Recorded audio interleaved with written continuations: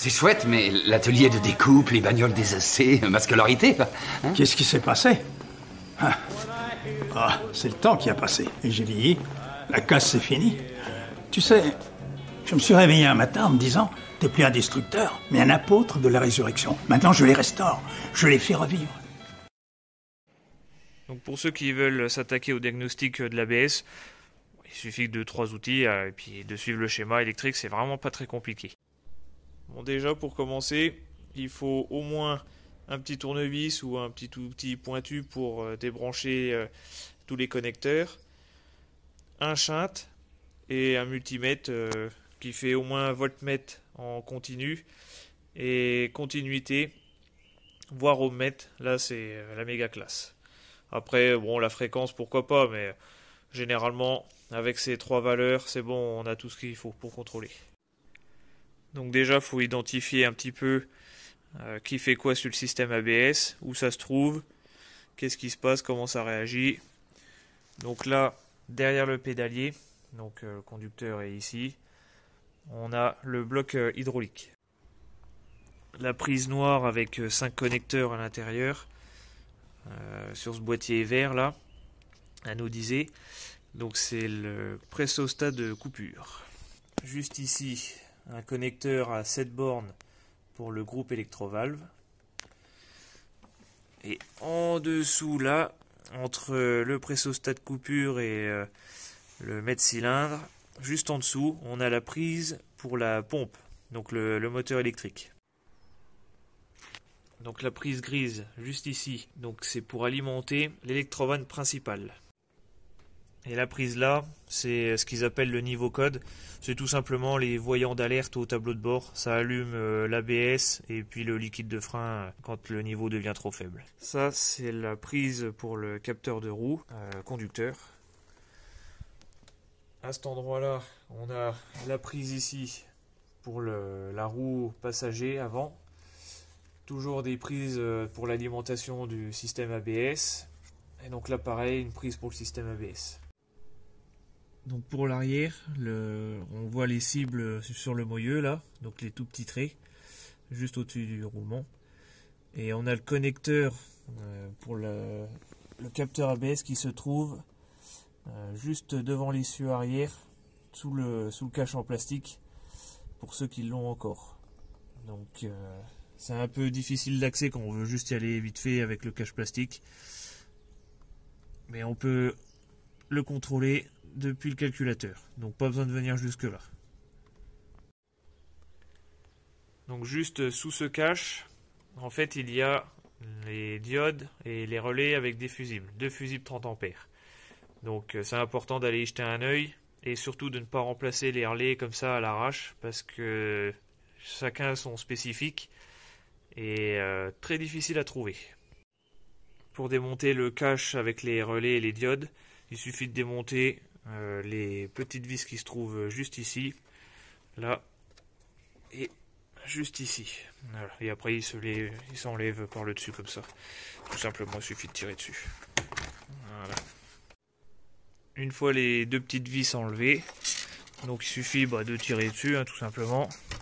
Voilà, il faut écarter les câbles. Et puis tirer gentiment dessus pour que ça sorte. Bon, une main, forcément, vous vous doutez bien que c'est pas très facile, mais voilà. Et voilà sur quoi on tombe: des relais et des boîtiers de diodes. Et il y a déjà des mesures à faire de base. Donc, c'est-à-dire voir si le courant arrive bien, si par exemple il n'y a pas un connecteur débranché, des choses comme ça. Mais déjà, on va commencer à voir si le courant arrive bien. Donc là, on voit qu'il y a 2 fusibles 30 ampères. Donc les 2 30 ampères, c'est ceux-là. Donc avec les 2 fils qui tirent sur le marron, donc ça c'est le fusible pour la pompe. Et celui d'à côté avec les fils bien rouges, donc celui-là c'est pour alimenter le calculateur en puissance.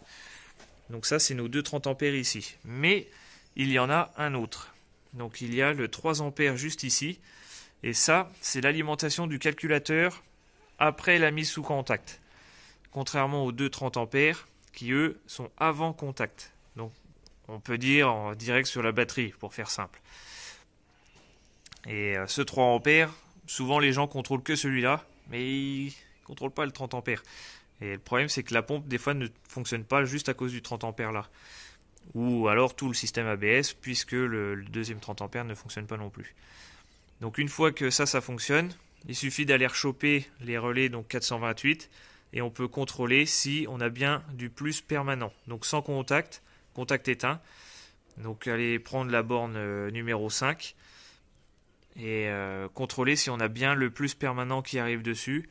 Et là c'est le relais de pompe, donc en borne 1, pour voir si on a bien le plus permanent qui arrive aussi.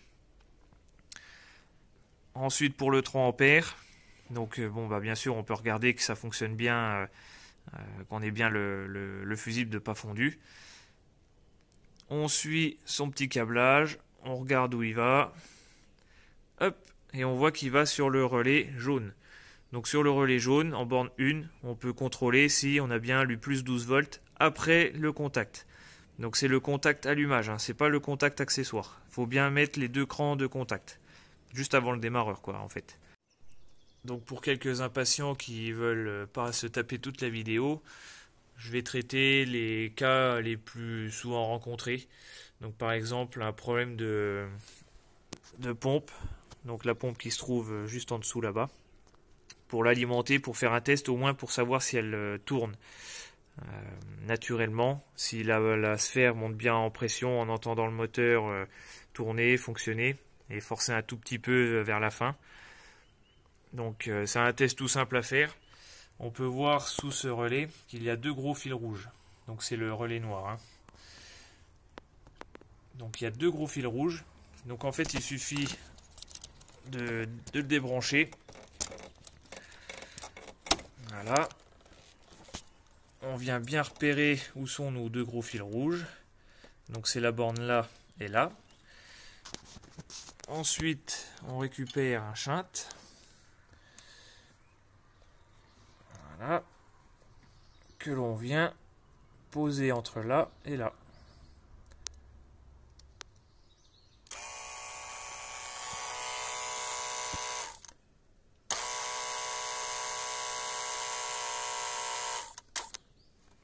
Donc là, on entendait bien le moteur tourner et commencer à charger. Donc pour ceux qui veulent savoir à quoi ça ressemble une panne de sphère, c'est très simple. Là déjà, il faut comprendre son fonctionnement. À l'intérieur, c'est une membrane avec de l'azote qui vient se faire pousser vers le haut dès que la pression monte à l'intérieur de la sphère. Donc quand la membrane est foutue, le liquide passe à l'intérieur. Il n'y a plus d'azote. Donc la pompe, dès qu'elle va pomper, ça va devenir tout dur très rapidement. Donc en gros, le fonctionnement, dès qu'on va mettre le contact, ça va faire ça. Tac. Très rapide, mais ça va être à peu près ça. Et dès qu'on va freiner, à peine on va appuyer sur la pédale, direct ça va se mettre à pomper. Direct. On rappuie, hop, ça repompe. On rappuie, ça repompe. Tout le temps. Parce que l'accumulateur ne joue plus son rôle. Dès qu'on appuie sur la pédale, les freins arrière sont commandés par la pression. Donc s'il n'y a plus de pression disponible, la pression chute. Le contacteur de pression nous donne l'information comme quoi il y a une chute de pression. Donc la pompe se remet en route pour un très bref instant. Et donc ça c'est une panne typique pour la sphère. Une fois que vous avez contrôlé donc la puissance, ce qu'on appelle le circuit de puissance du moteur de la pompe, donc on peut commencer à regarder pour la partie commande. Donc c'est tout simplement le pressostat de coupure, donc le 434. On va gentiment lui démonter sa petite prise et on peut effectuer déjà un contrôle. On peut lire que sur la borne numéro 1, il est relié à la masse. Donc on prend un multimètre relié à la masse. On vient chercher la borne numéro 1 qui est juste ici. Ça bip. Ça veut dire que la continuité est déjà bonne. Donc là maintenant qu'on a bien fait fonctionner notre masse, qu'on sait qu'elle fonctionne, que c'est tout ok, on peut regarder le restant du schéma électrique, donc la borne numéro 4, pour voir si elle va bien commander notre relais de puissance de pompe, donc le relais 301. Donc il suffit tout simplement de mettre un shunt entre la borne 1 et la borne 4. Et là, on entend que la pompe se met en route toute seule. Donc c'est magnifique. Le schéma électrique, là, on sait que la partie commande et puissance, ça fonctionne. Donc si par exemple il y a un problème de charge hydraulique, donc pas d'assistance, une pédale qui serait dure, pas de freinage à l'arrière, là, si vous avez réussi à faire fonctionner votre pompe, partie commande et puissance, vous pouvez être sûr que c'est cette bestiole-là, donc le pressostat commande, qui est HS.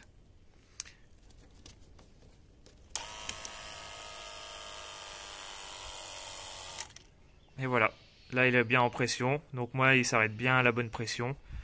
Je crois de mémoire c'est 180 bars, donc tout va bien. Sous le siège passager, donc sous le cache juste ici, on a le calculateur qui se trouve juste ici. Voilà. Donc on va enlever ce petit cache. Voilà.